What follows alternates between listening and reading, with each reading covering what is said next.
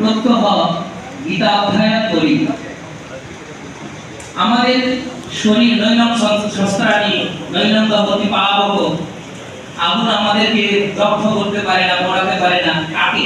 আমার আত্মাকে। গুরু মহারাজ বলছেন, আমি একটা ঠাকুরের কথা দিয়ে শেষ করবো, কারণ এখানে যারা বক্তারা বক্তৃতা রাখছেন তাদের 2 ঘন্টা 3 ঘন্টা দিলেও তারা বলতে পারে না, 2 মিনিটে তাদের হয় না, তাই বলাও যায় না।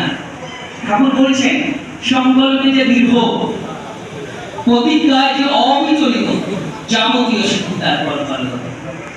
আমরা অন্যায়কে দমিত করে, আমরা প্রত্যেক বক্তার কাছ থেকে আমরা একটা কথাই কিন্তু আমাদের কাছে উঠে এসেছে, আমাদের অস্তিত্ব সংকটের মধ্যে দাঁড়িয়ে আছে।